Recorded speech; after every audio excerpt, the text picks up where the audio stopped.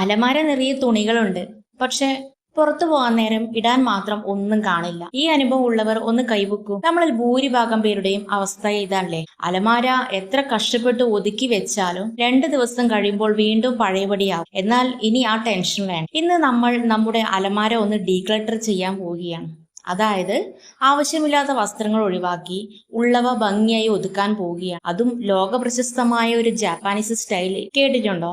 KonMari method. ഈ രീതിയിൽ ഒരിക്കൽ അലമാര വൃത്തിയാക്കിയാൽ പിന്നെ അത് ഒരിക്കലും അലങ്കോലമാകില്ല. അപ്പോൾ നമുക്ക് തുടങ്ങിയാലോ? മേരി കോണ്ടോ എന്ന ജാപ്പാനീസ് ക്ലീനിങ് വിദഗ്ധ ലോക പ്രശസ്തമാക്കിയ രീതിയാണ്. ഇതിന്റെ പ്രധാന നിയമം എന്താണെന്നോ?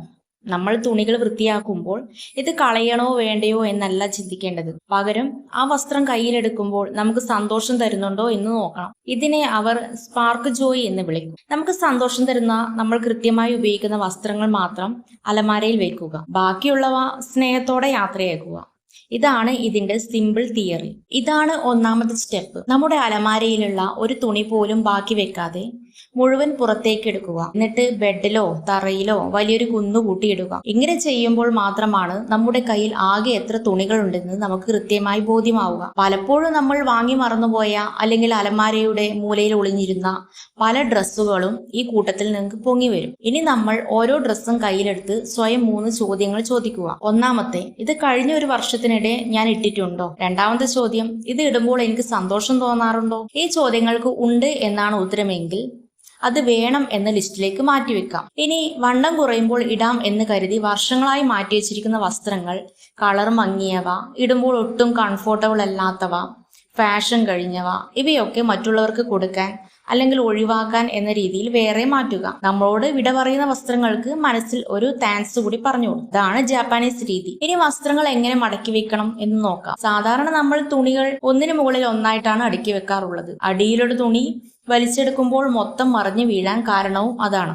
എന്നാൽ ജാപ്പാനീസ് ശൈലിയിൽ തുണികൾ വെർട്ടിക്കലായി, അതായത് ഒരു ഫയൽ ബോക്സിൽ ഫയലുകൾ അടുക്കി വെക്കുന്നത് പോലെയാണ് വെക്കേണ്ടത്. ഇതിനായി തുണികൾ സാധാരണ മടക്കുന്നതിലും ഒന്നുകൂടി ചെറുതാക്കി ഒരു ചെറിയ ചതുരാകൃതിയിൽ മടക്കണം. നമ്മൾ മടക്കി വെച്ച തുണി തറയിൽ വെച്ചാൽ അത് നിവർന്നു പോകാതെ തനിയെ നിൽക്കണം. ആ പാകത്തിന് വേണം മടക്കാൻ. ഇങ്ങനെ ചെയ്യുമ്പോൾ അലമാരയിൽ സ്ഥലം വളരെ ലാഭിക്കാം. ഇനി ഇങ്ങനെ മടക്കിയ തുണികൾ അലമാരയിലേക്ക് മാറ്റാം. അലമാരയിലെ തട്ടുകളിലോ അല്ലെങ്കിൽ ചെറിയ ഓർഗനൈസർ ബോക്സുകളിലോ ഇവ നിരനിരയായി ലൈബ്രറിയിൽ പുസ്തകങ്ങൾ പോലെ വേണം വെക്കാൻ. ഇതിന്റെ ഗുണം എന്താണെന്ന് വെച്ചാൽ അലമാര തുറക്കുമ്പോൾ തന്നെ എല്ലാ തുണികളും ഒരേ സമയം നമ്മുടെ കണ്ണിൽപ്പെടും.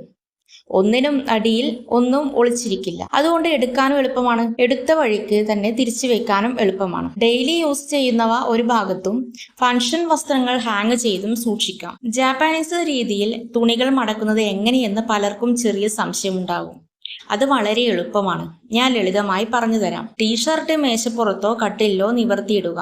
അതിന്റെ വലതുവശവും കൈയും മധ്യഭാഗത്തേക്ക് മടക്കുക. അതുപോലെ ഇടതുവശവും മധ്യഭാഗത്തേക്ക് മടക്കുക. ഇപ്പോൾ ഇതൊരു നീളമുള്ള ചതുരക്കട്ട പോലെയാകും. ഇനി ഇതിന്റെ കഴുത്തിന്റെ ഭാഗത്തു നിന്ന് താഴേക്ക് പകുതിയായി മടക്കുക.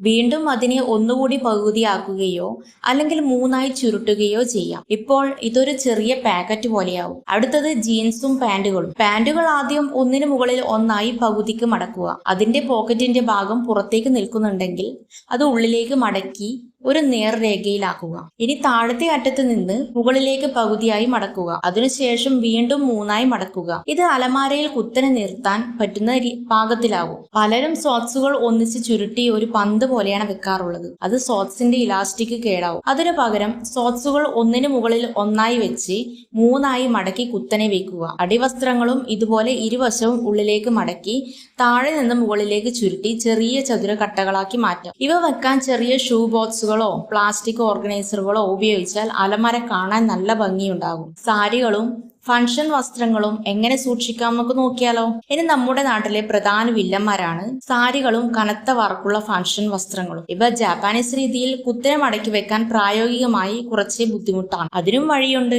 പട്ടുസാരികൾ, കനത്ത വർക്കുള്ള ലഹങ്കകൾ, പാർട്ടി വെയർ ചുരിദാറുകൾ എന്നിവ ഹാങ്ങറുകളിൽ തൂക്കിയിടുന്നതാണ് ഏറ്റവും നല്ലത്. ഹാങ്ങറുകളിൽ ഇടുമ്പോഴും ഒരു ജാപ്പാനീസ് തന്ത്രമുണ്ട്. അലമാരയുടെ ഇടതുവശത്ത് നീളം കൂടിയതും കനമുള്ളതുമായ വസ്ത്രങ്ങൾ തൂക്കുക. ഉദാഹരണത്തിന് സാരികൾ നീളമുള്ള ഗൗണുകൾ വലതുവശത്തേക്ക് വരുന്തോറും നീളം കുറഞ്ഞതും ലൈറ്റ് കളറുമായ വസ്ത്രങ്ങൾ തൂക്കുക. ഇടത്തുനിന്ന് വലത്തോട്ട് ഒരു ചെരിവ് വരുന്ന രീതിയിൽ വസ്ത്രങ്ങൾ ക്രമീകരിക്കുമ്പോൾ അത് കാണുന്ന നമ്മുടെ മനസ്സിന് ഒരു പ്രത്യേക പോസിറ്റീവ് എനർജി തരും. ഇനി ഹാങ് ചെയ്യാൻ സ്ഥലമില്ലെങ്കിൽ സാരികൾ ഭംഗിയായി മടക്കി സാരി ബാഗുകളിലാക്കി തട്ടുകളിൽ അടുക്കി വെക്കാം. ഇനി നമ്മൾ അറിഞ്ഞിരിക്കേണ്ട ഗോൾഡൻ റൂൾസ് ഉണ്ട്. അതിൽ ഒന്നാമത്തേതാണ് ലൈക്ക് വിത്ത് ലൈക്ക്. അതായത് ഒരേപോലെയുള്ള തുണികൾ ഒരുമിച്ച് വെക്കുക. വീട്ടിലിടുന്ന ടോപ്പുകളെല്ലാം ഒരു വരിയില്, ഓഫീസിൽ പോകുമ്പോൾ ഇടുന്നവ മറ്റൊരു വരിയില്, ജീൻസുകൾ വേറൊരു വരിയില്. ഇങ്ങനെ ചെയ്യുമ്പോൾ വസ്ത്രങ്ങൾ മാറിപ്പോകില്ല. രണ്ടാമത്തെ റൂളാണ് നിറങ്ങളുടെ ക്രമം. ഇത് അലമാരയ്ക്ക് ഒരു ബുട്ടിക്ക് ലുക്ക് തരും. കടും നിറമുള്ള വസ്ത്രങ്ങൾ, അതായത് കറുപ്പ്, നേവി ബ്ലൂ, കടും ചുവപ്പ് വരിയുടെ തുടക്കത്തിലും